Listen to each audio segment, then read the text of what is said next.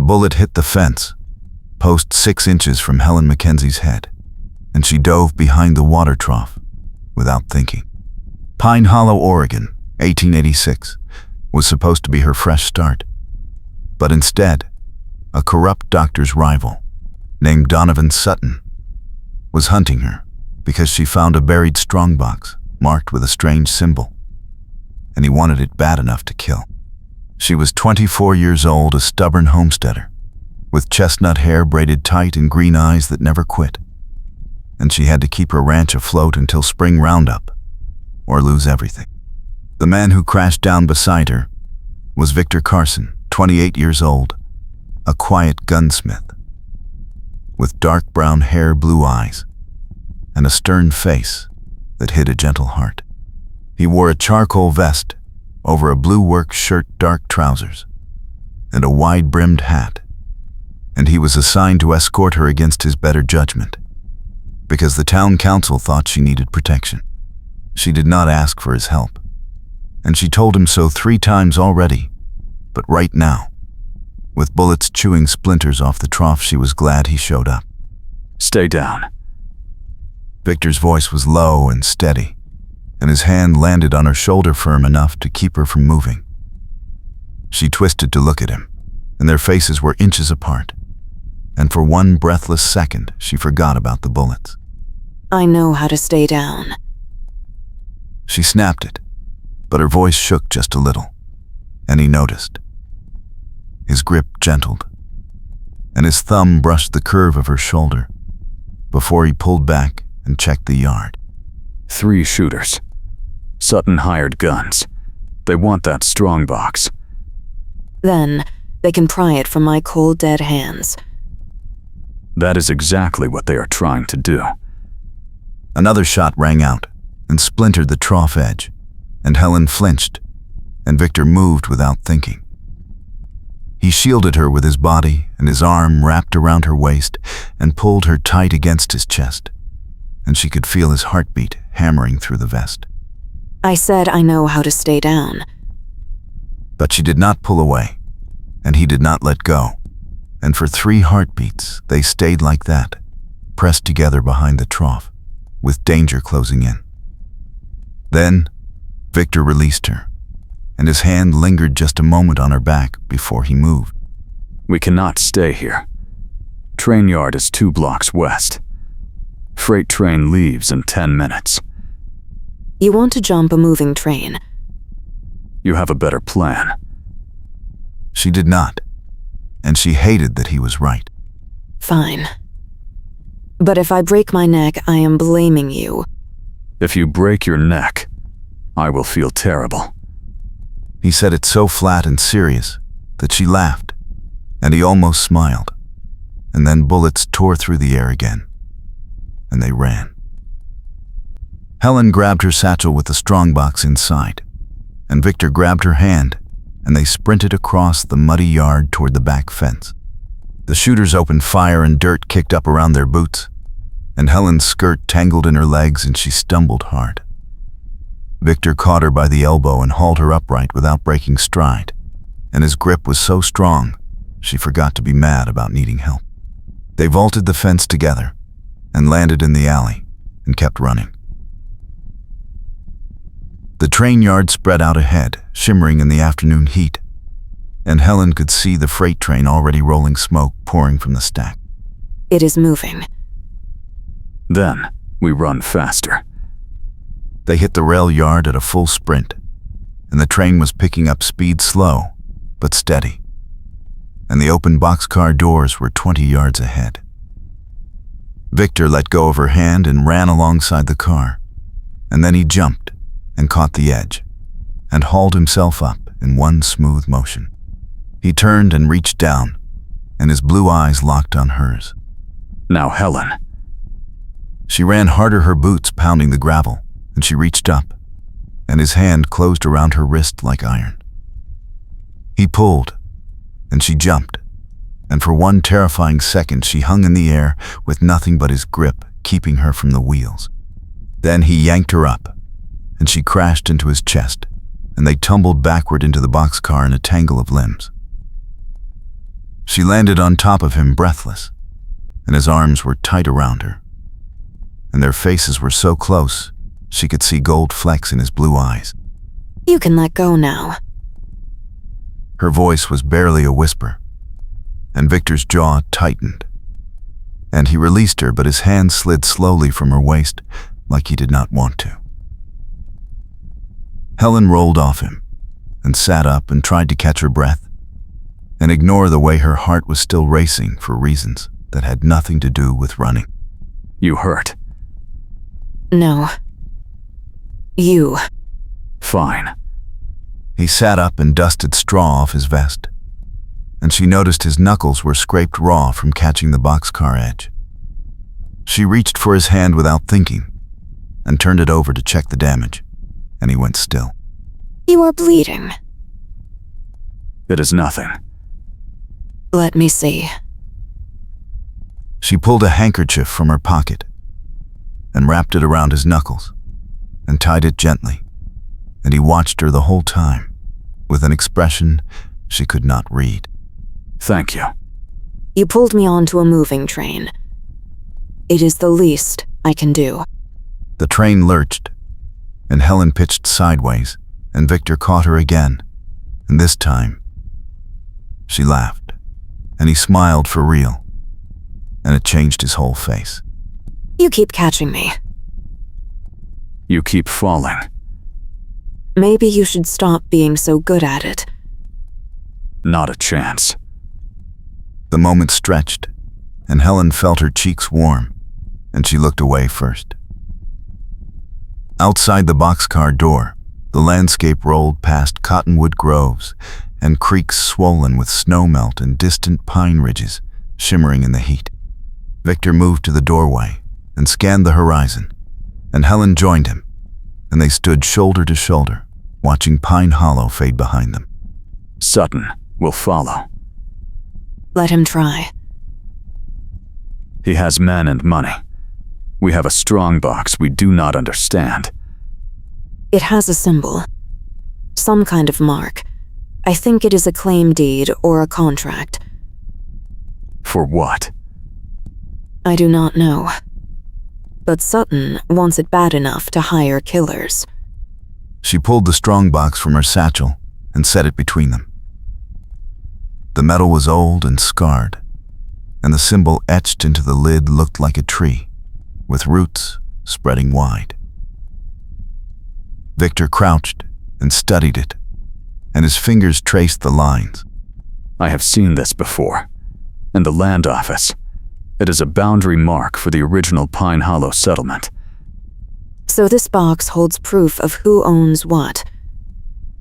And Sutton is selling the town to outside investors before spring roundup. If someone proves he does not own the land, he loses everything. Then, we find out what is in this box, and we stop him. Victor looked at her, and his expression was serious, but there was something warm underneath. You do not have to do this. You can take the train to Portland and start over. And let Sutton steal my ranch and everyone else's land. Not a chance. He will come after you. He already did. And I have you. She said it without thinking, and Victor's eyes widened just a fraction. And then, he nodded. Yes, you do.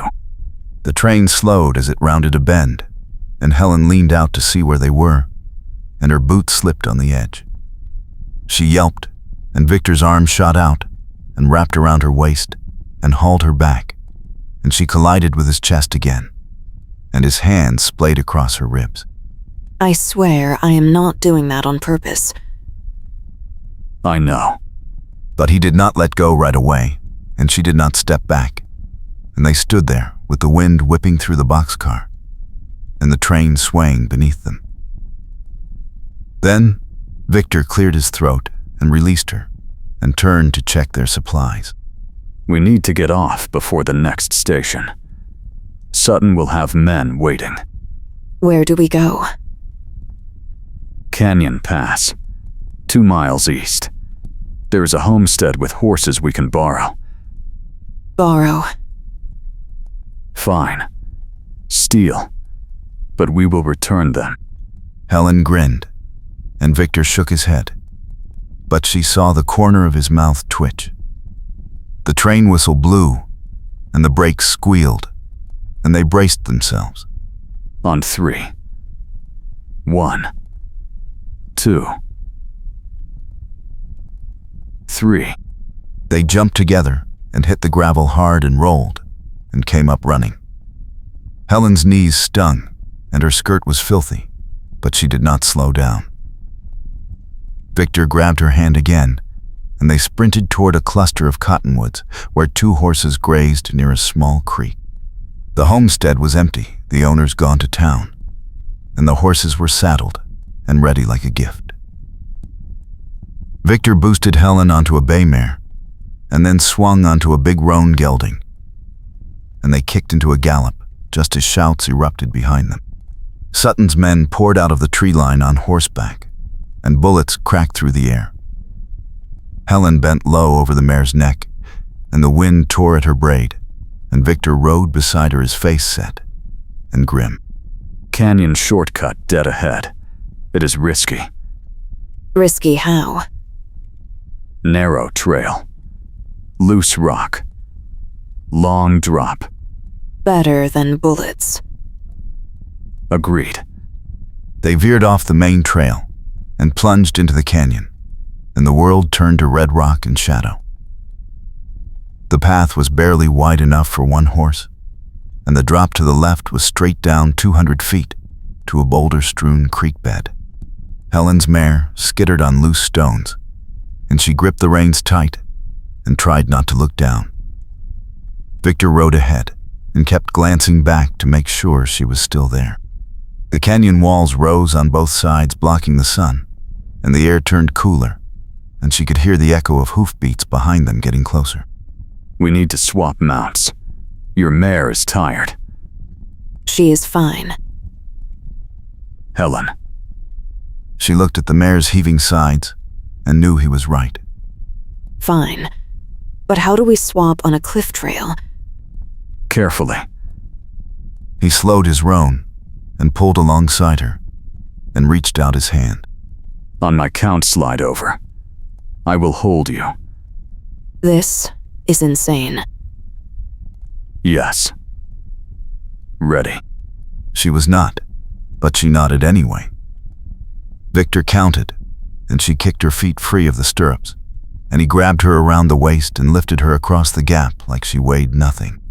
She landed in front of him on the roan, and his arms closed around her to grip the reins, and she was pressed back against his chest and could feel every breath he took. I hate you a little bit right now. You are welcome. He spurred the roan forward, and the tired mare followed, and they raced deeper into the canyon. Helen tried to focus on the trail ahead, but all she could think about was the way Victor's heartbeat hammered against her spine, and the way his arm tightened around her when the roan stumbled. Hold on. Sharp turn. The trail curved hard to the right, and the roan took at its speed, and Helen leaned with Victor and felt his chest press against her back. They burst out of the canyon into open grassland, and the sun hit them full force, and Helen blinked against the glare. Behind them, Sutton's men were still coming, but the canyon slowed them down and bought precious minutes. Victor pulled the roan to a halt near a stand of cottonwoods and lifted Helen down, and she stumbled when her boots hit the ground. He steadied her with both hands on her waist and did not let go until she was solid. Thank you. You did well. I almost fell off a cliff. But you did not. She laughed, breathless and shaky, and he smiled again, and this time it was easier. They watered the horses in the creek and caught their breath, and Helen checked the strongbox still safe in her satchel. Victor scanned the horizon, and his jaw tightened. They are close. We need to open that box and find out what Sutton is hiding. I tried. It is locked. I am a gunsmith. I can pick a lock. He pulled a small tool from his vest pocket and knelt beside the box and worked the mechanism. Helen crouched next to him and watched his hands steady and precise. And she found herself noticing things like the way his sleeves were rolled to his elbows and the way his forearms were strong and scarred from years of metalwork. You are good at that. I am good at a lot of things. He said it without looking up, and she felt her cheeks warm. The lock clicked, and Victor lifted the lid, and inside was a folded document, yellowed with age. He unfolded it carefully, and Helen leaned in to read over his shoulder. It was a marriage contract dated 1879 between a woman named Clara Mackenzie and a man named Jonathan Sutton. Mackenzie. That is my family name. And Sutton, Donovan's father. This says Clara signed over her land rights to Jonathan as part of the marriage contract. But if the marriage was never finalized, the contract is void. And the land reverts to the Mackenzie family. Which is you. Helen stared at the paper, and her hands started to shake. Sutton is trying to sell land he does not own. If this contract proves the marriage was a fraud, he loses everything. And he is family. By law. That is why he wants you dead. You are the last Mackenzie. If you are gone, no one can contest the claim. She looked up at Victor and saw fury in his blue eyes. He will not touch you. He already tried. And he failed. He will keep failing. His hand covered hers on the document, and she turned her palm up, and their fingers laced together, and neither of them pulled away. Then hoofbeats thundered in the distance, and they were on their feet again. Victor shoved the document into his vest and grabbed her hand, and they ran for the horses. They mounted and kicked into a gallop, and the chase was on again. The sun was sinking fast, and the heat of the day gave way to warm evening air, and the shadows stretched long across the grassland. Helen's mare was rested now and kept pace with Victor's roan, and they rode hard toward the edge of Pine Hollow, where the land rose into pine-covered ridges. Sutton's men closed the gap, and bullets whined past, and Helen bent low, and Victor kept looking back to check on her. There. Barn ahead. We can ford up. Or get trapped. You have a better plan. I really need to start having better plans. They raced toward the barn, a weathered structure, with peeling red paint and a sagging roof, and Victor kicked the door open, and they rode inside. He leaped down and dragged the door shut and barred it, and Helen dismounted and checked the back. There was a small door that opened onto a pasture, and beyond that, the creek and the tree line. We have a back way out. Good. Because they are coming. Hoofbeats surrounded the barn, and then silence. Helen moved to the wall and peered through a gap in the boards, and saw Donovan Sutton step down from his horse. He was a tall man with cold eyes and a calculating smile, and when he grinned, his gold tooth caught the fading light. Sutton's voice carried through the barn walls cold and smooth. The hired guns with him numbered 6, and they spread out in a loose circle. Victor checked his revolver, and Helen pulled a small pistol from her satchel, and he raised an eyebrow. You carry a gun. I am a homesteader in 1886. Of course I carry a gun. Can you shoot it? Better than you, probably. I doubt that. She grinned, and he almost laughed, and then Sutton shouted. Sutton's voice was cold and commanding. "Miss Mackenzie, I know you are in there. and I know you have the contract. Give it to me, and I will let you walk away." He is lying. Obviously. Helen moved to the door and pressed her back against the wood, and Victor moved beside her, and their shoulders touched. I need to talk to him. Stall for time. Bad idea. You have a better one. We shoot our way out. 6 against 2. I like our odds. She looked at him and saw he was serious, and she shook her head. Let me try talking first. Fine. But I am right here. She opened the door a crack and called out. Why do you want the contract, Donovan? Sutton's gold tooth flashed when he smiled. Sutton replied with false warmth. Because it belongs to my family, Miss Mackenzie. Your ancestor Clara was a liar and a thief. She took land that was not hers. The contract says she signed it over as part of a marriage agreement. But the marriage never happened. So, the land is still mine. Sutton's smile vanished, and his hand moved toward his hidden gun the tell Victor had seen before. Sutton's voice turned icy. The marriage was annulled. The contract stands. Then why are you so desperate to get it back? Silence. Then Sutton drew his gun and fired, and the bullet splintered the doorframe.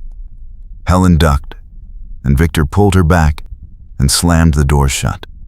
Talking is done. Agreed. Bullets tore through the barn walls, and Helen and Victor dropped flat and crawled toward the back door. The horses spooked and stamped, but held steady. Victor reached the back door first and kicked it open and scanned the pasture. Clear. We ride hard for the tree line. Do not stop. What about you? I will cover you. Absolutely not. We go together. Or not at all. He looked at her, and his jaw worked like he wanted to argue. But then he nodded. Together. They mounted fast and kicked the horses into a gallop and burst out of the barn into the twilight. Sutton's men wheeled and fired, and Victor returned fire without slowing. Helen bent low and rode hard, and the mare stretched out beneath her strong and sure. They hit the tree line and plunged into shadow, and the world turned to dim shapes and the sound of hooves on soft earth. Victor guided them deeper into the pines, and finally pulled up near a small clearing where the creek bubbled over smooth stones. We lost them for now. They will keep looking. Then we keep moving. But the horses need rest. And so do you. I am fine. You are shaking. She was, and she hated that he noticed. He stepped close, and his hands settled on her shoulders, and she looked up at him and saw worry in his blue eyes. You did well, Helen. You kept your head. I almost got us killed. You saved us. Twice. His thumbs brushed the curve of her shoulders, and she felt warmth spread through her chest. You caught me. Again. I told you. I am good at it. She laughed soft and breathless, and he smiled. And they stood there, in the fading light, with the creek singing beside them. And for one perfect moment, the danger felt far away. Then, Victor's expression shifted, and he stepped back and cleared his throat. We should make camp. No fire. Sutton will be watching for smoke. Agreed. They unsaddled the horses and let them drink and graze, and then settled near the creek on a patch of soft pine needles. Helen pulled the contract from Victor's vest and studied it by the last of the twilight. If we can prove the marriage was annulled, the contract is void, and the land is mine. And Sutton loses his claim and his investors. He will do anything to stop that. Then, we make sure he does not. She looked at him and felt something shift in her chest. Why are you helping me, Victor? You could have walked away.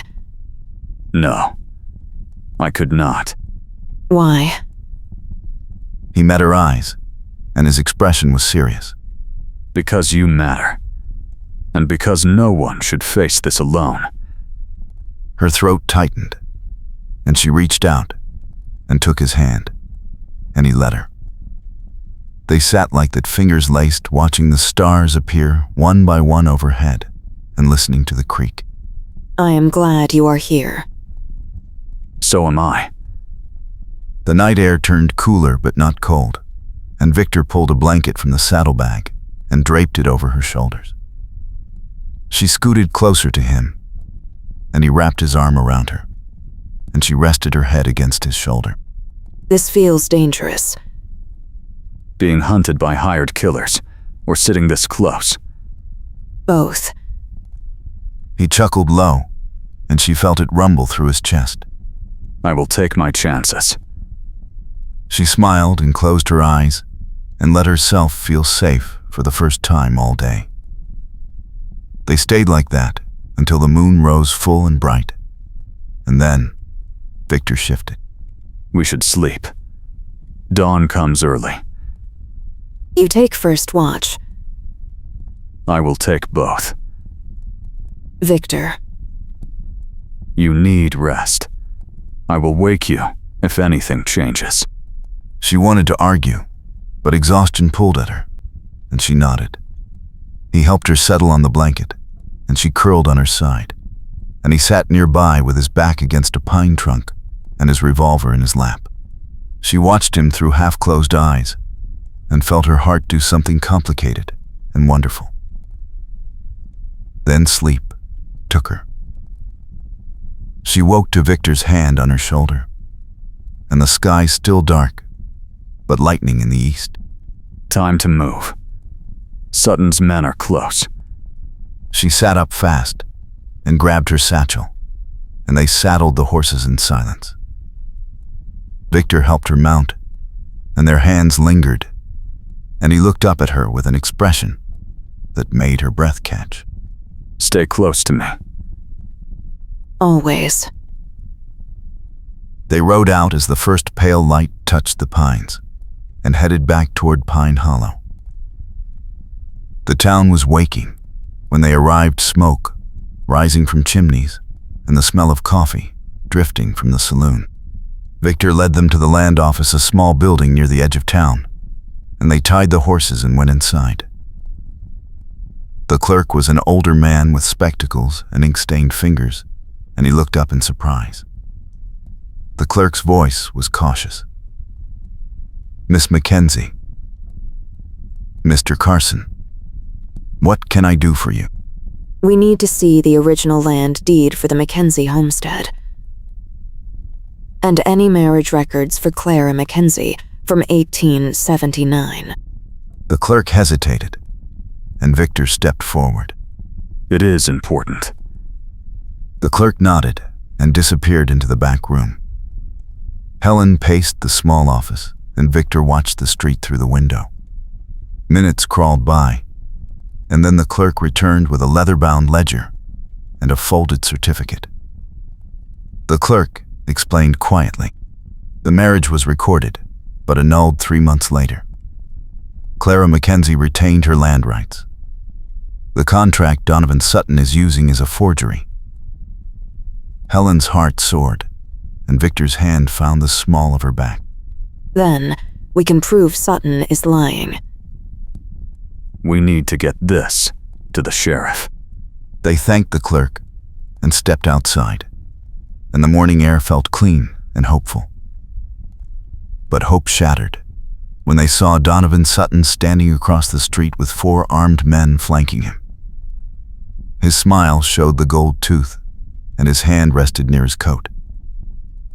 Sutton called out smooth and cold, "Miss Mackenzie, Mr. Carson, I believe you have something that belongs to me." This certificate proves you are a fraud. Sutton's smile widened. Sutton said calmly, "Then I suppose I will have to take it from you." His men stepped forward, and Victor's hand moved to his revolver.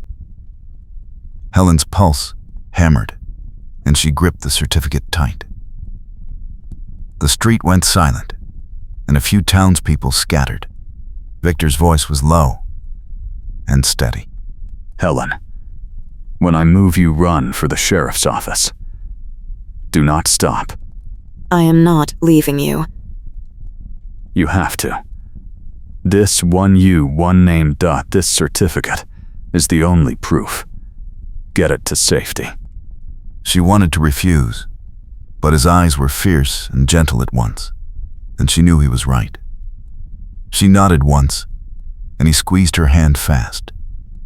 Then, everything happened at once. Victor drew his revolver and fired a shot into the dirt at the lead gunman's feet, and the man yelped and stumbled back. Helen ran. She sprinted down the boardwalk, clutching the certificate, and heard shouts and gunfire behind her. Her boots pounded the wood, and her breath came hard, and she did not look back. The sheriff's office was 3 buildings down, and she burst through the door, and the sheriff jumped to his feet. The sheriff's voice was sharp. "Miss Mackenzie, what is happening?" Donovan Sutton. He forged a marriage contract. This is the proof. He has men in the street, and Victor is holding them off. The sheriff grabbed his rifle and motioned to his deputy, and they ran outside. Helen followed, her heart in her throat. The street was chaos. Victor had taken cover behind a water trough, and 2 of Sutton's men were pinned behind a wagon. Sutton himself had retreated into the saloon. The sheriff fired a warning shot into the air. The sheriff's voice boomed. "Drop your weapons. You are under arrest." The gunman hesitated, and one threw down his pistol. The other bolted, and the deputy tackled him hard. Sutton appeared in the saloon doorway, his hand near his hidden gun, and his face ice cold. Sutton said quietly, "You have no authority here, Sheriff." The sheriff leveled his rifle. The sheriff's tone was final. "This certificate says otherwise. You are done, Sutton." Sutton's eyes flicked to Helen, and she saw calculation and rage. Then, he drew his hidden derringer fast and aimed at her. Victor moved faster. He lunged from behind the trough and knocked Helen aside, and the derringer cracked, and Victor grunted and stumbled. Helen screamed. The sheriff fired, and Sutton dropped the derringer and clutched his shoulder and fell back against the saloon wall. The deputy rushed forward and cuffed him. Helen scrambled to Victor, and he was on one knee holding his left arm, and blood seeped between his fingers. Her hands shook as she pulled his coat aside. The bullet had grazed his bicep, a shallow furrow, but bleeding freely. You idiot. You beautiful idiot. I am fine. Are you hurt? No. But you are. She tore a strip from her petticoat and wrapped his arm tight, and he winced, but did not pull away. Their faces were inches apart, and his eyes were blazing and tender. I told you to run. I did. Then I came back.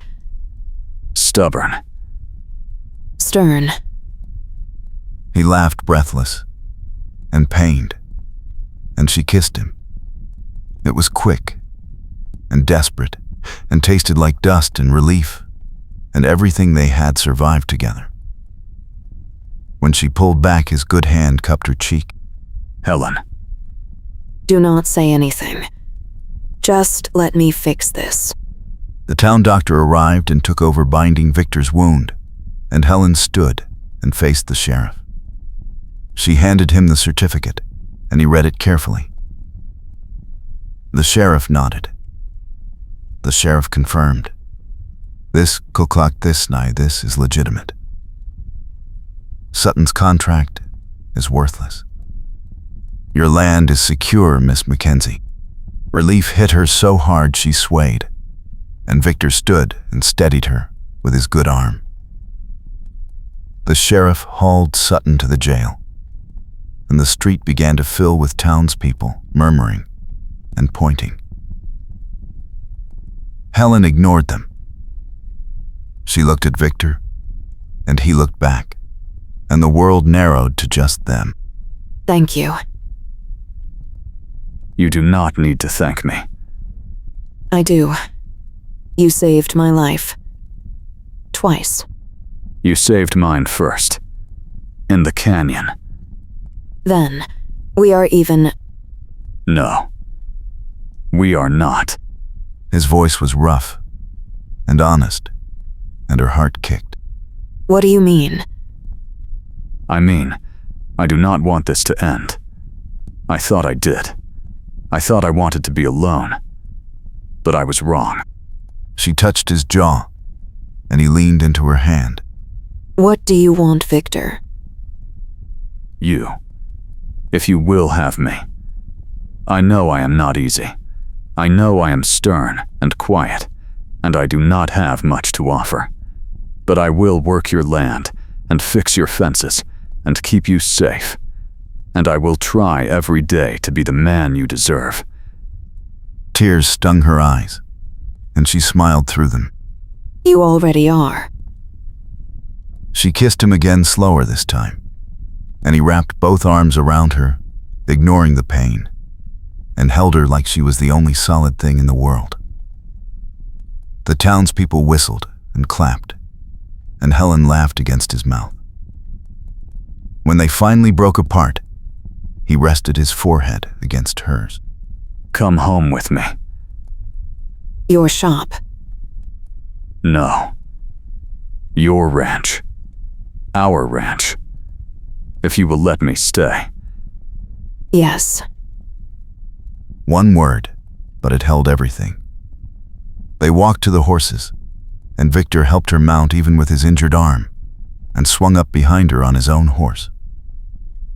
They rode out of Pine Hollow together, and the sun climbed higher, and the creek valley opened before them, green and wide and dotted with cottonwoods.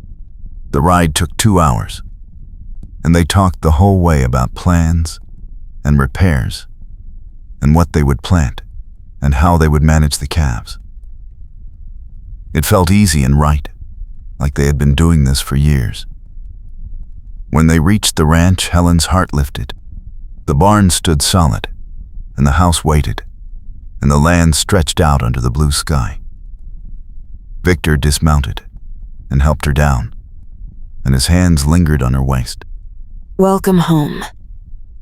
It feels like it. They unsaddled the horses and turned them into the corral and walked to the house. Inside, Helen lit the stove and put coffee on, and Victor sat at the table and watched her move around the kitchen. She felt his gaze like a touch. What? I am just looking. At what? At you. At this. At everything I almost lost.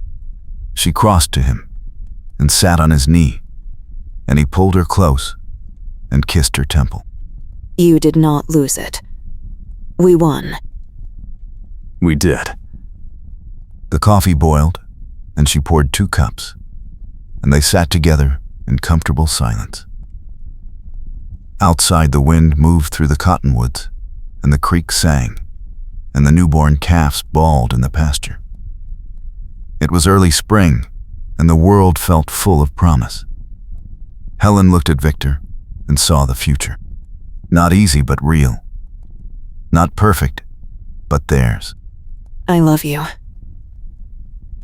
She said it simple and clear, and his eyes went bright. I love you too. He kissed her again, and this time it was slow and deep and full of everything they had fought for. When they broke apart, she rested her head on his shoulder, and he held her, and the house settled around them warm and safe. Over the next few days, they fell into a rhythm. Victor repaired the barn door and fixed the fence line, and Helen tended the calves and managed the accounts. In the evenings, they sat on the porch and watched the sun set over the valley and talked about everything and nothing. The town sent word that Sutton had been charged, and his hired men had scattered. The contract was nullified, and Helen's land rights were restored in full. She felt lighter than she had in months. One evening a week after the showdown, Victor came in from the barn and found Helen at the stove, making stew. He washed his hands and came up behind her and wrapped his arms around her waist. Smells good. It will be ready soon. I was not talking about the stew. She laughed and turned in his arms and kissed him. Flatterer. Honest man. He pulled her closer, and she felt the steady beat of his heart, and the warmth of his body, and the safety of his presence. She had never felt more at home. Victor, Yes. marry me. He went still, and then he pulled back just enough to see her face. His eyes searched hers. Are you sure? I have never been more sure of anything. Then yes. 1,000 times yes. He kissed her hard and lifted her off her feet, and she wrapped her arms around his neck and laughed. When he set her down, she was breathless and grinning. Good. Because I already asked the Reverend to come out next week.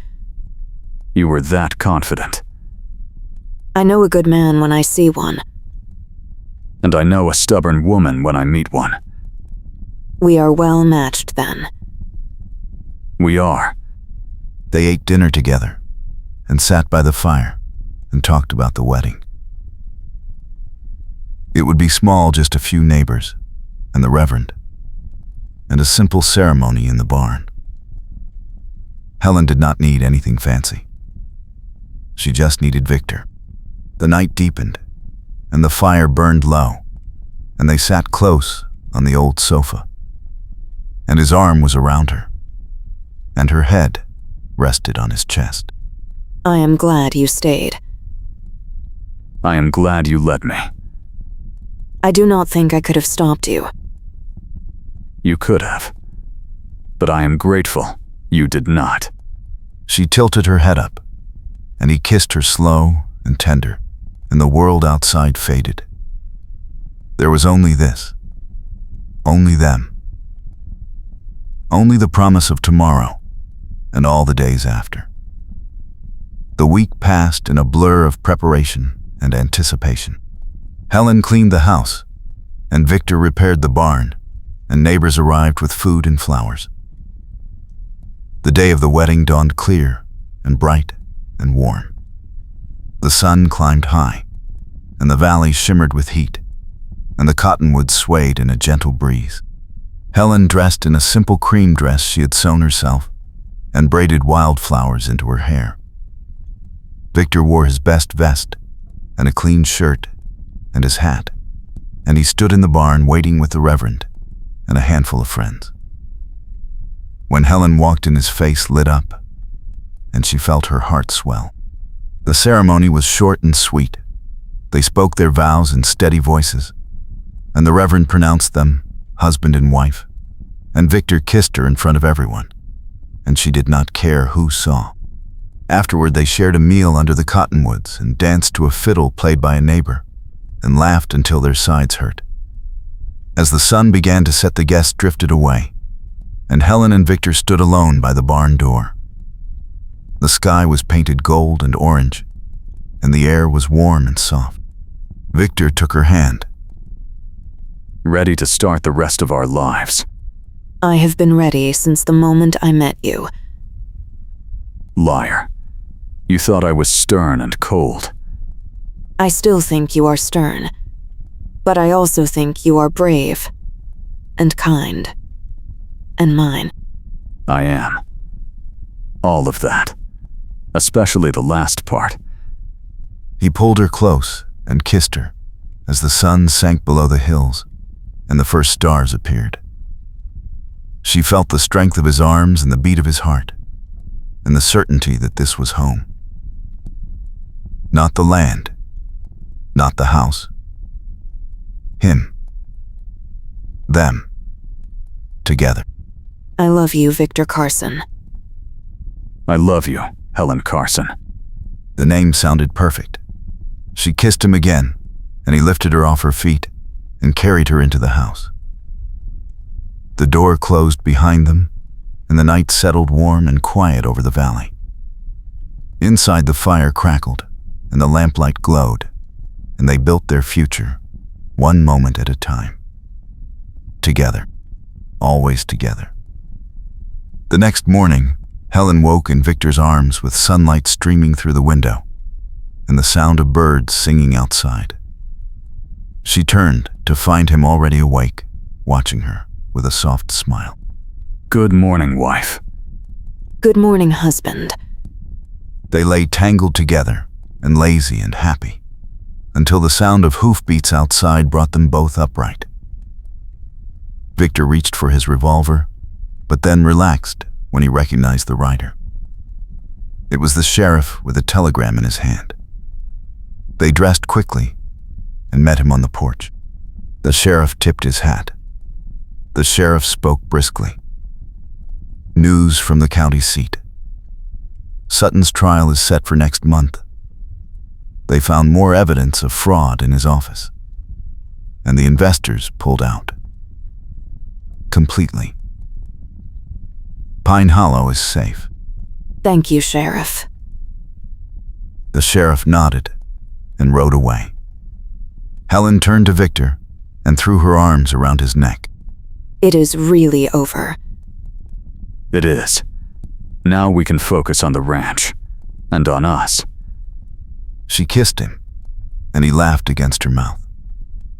They spent the morning working side by side, repairing the barn door and checking the fence lines. The work was hard, but satisfying, and every time their hands brushed or their eyes met, Helen felt a surge of joy. Around noon, a wagon rolled up the drive, and Helen shaded her eyes to see who it was. She recognized several neighbors' women carrying baskets, and men with tools and supplies. They climbed down, and one of the women, a kind-faced rancher named Ida, stepped forward. Ida's voice was warm. "We heard about your trouble, and we wanted to help. Figured you could use some hands getting ready for spring roundup." Helen felt tears prick her eyes. Thank you. That means more than you know. The neighbors set to work, and the day turned into a joyful flurry of activity. The men helped Victor repair the barn roof and reinforce the corral, while the women helped Helen organize supplies and prepare a big meal.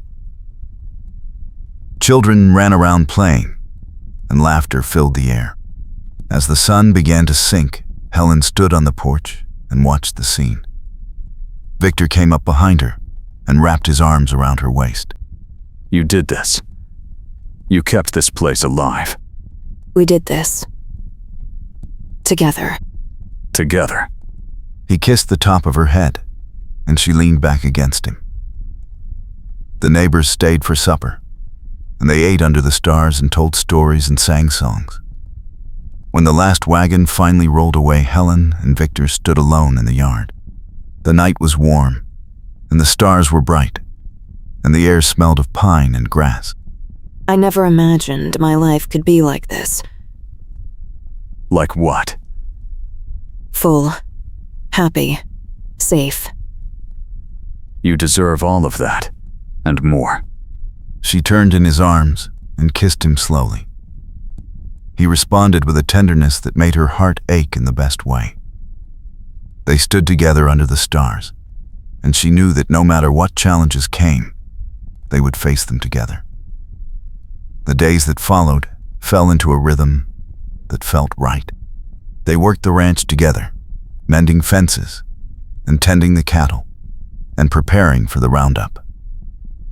Every evening they sat on the porch and watched the sunset and talked about their plans. Helen taught Victor how to cook her mother's recipes, and he taught her how to clean and maintain the firearms. They laughed often and kissed more, and every night they fell asleep in each other's arms. One afternoon, while they were checking the herd near the creek, Helen spotted something glinting in the mud.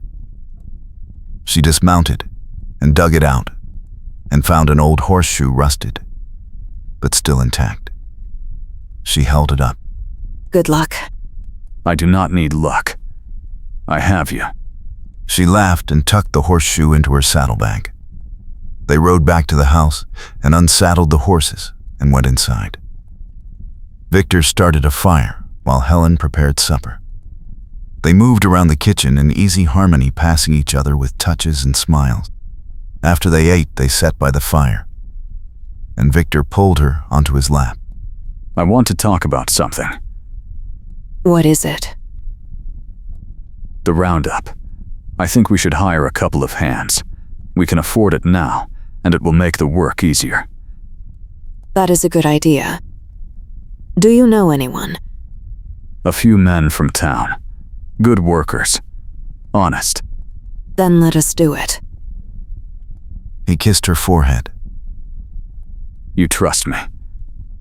With everything. The next week, they hired 2 ranch hands, young men named Ben and Thomas, who were eager and capable. With their help, the work went faster and smoother. Helen felt a weight lift from her shoulders. The ranch was thriving, and she and Victor were building a life together that was stronger every day. One evening, as they sat on the porch, Victor took her hand. I have been thinking About what? about expanding, adding more cattle, maybe some horses. That sounds wonderful. It will be a lot of work. We can handle it. Yes, we can. She squeezed his hand. The future stretched out before them, bright and full of promise. They had faced danger and betrayal and fear and come through it together. They had built something real and lasting, something that would endure. As the stars began to appear, Victor stood and pulled her to her feet. Dance. With me. There is no music. We do not need music. He took her in his arms, and they swayed together under the night sky. She rested her head on his chest and listened to the steady beat of his heart. This was home, not the land, not the house. Him. Them. Together. I love you. I love you too. Always. They stood together as the night deepened, and the warm breeze whispered through the cottonwoods, and the future unfolded before them, full of hope and love, and the promise of all the tomorrows to come. The days that followed were filled with the steady rhythm of ranch work and the quiet joy of building a life together. Helen woke each morning to Victor's arms around her and the warmth of the sun streaming through the window. They worked side by side, repairing fences and tending cattle and planning for the spring roundup. The threat of Sutton was gone, but the memory of those dangerous days remained sharp and clear. It had taught them what they were capable of together. It had shown them that love was not just soft words and tender moments, but also standing shoulder to shoulder when the world turned hard and dangerous.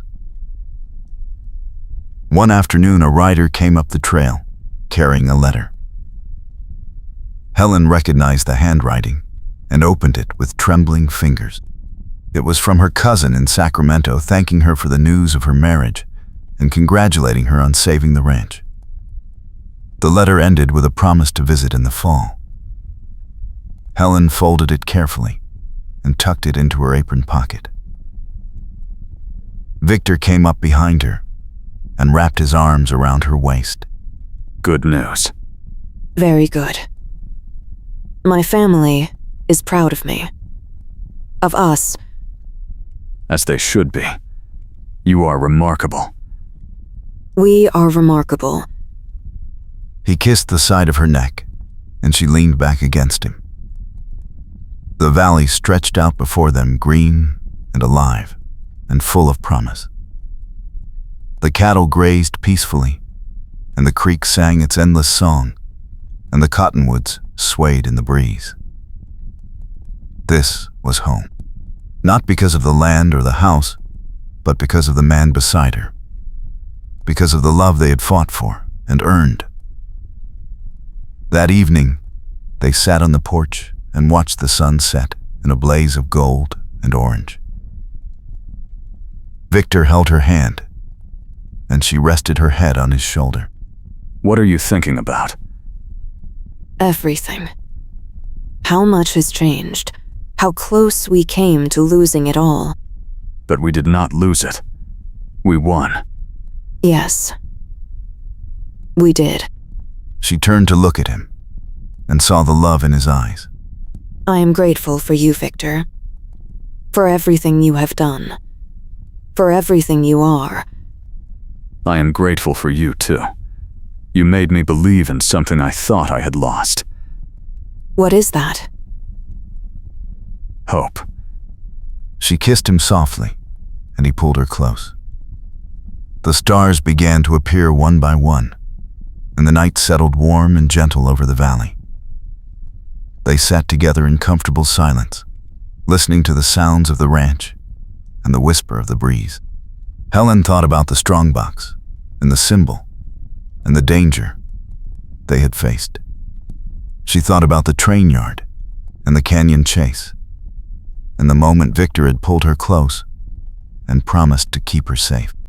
She thought about all the small moments in between the laughter and the fear and the growing certainty that she loved him. And she realized that every single moment had been worth it, because it had brought them here, to this porch, to this life, to each other. Victor squeezed her hand. Ready for tomorrow. I am ready for every tomorrow. As long as you are with me. I will always be with you. That is a promise. She believed him. And as the night deepened and the stars blazed overhead, they sat together and dreamed of all the tomorrows to come. The next morning they woke to birdsong and golden sunlight streaming through the window. Victor was already awake, watching her with a soft smile. Good morning, Mrs. Carson. Good morning, Mr. Carson. She stretched, and he kissed her forehead. They dressed and went downstairs to find coffee already brewing. One of the ranch hands had started it early and left a note saying the cattle were settled and the day looked clear. Helen poured 2 cups and handed one to Victor. They sat at the table and made plans for the day. There was fence to mend and supplies to order and a dozen other tasks, but none of it felt like work. It felt like building something together, something that would last.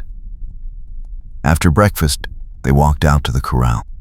The horses nickered and came to the fence, and Helen fed them handfuls of oats.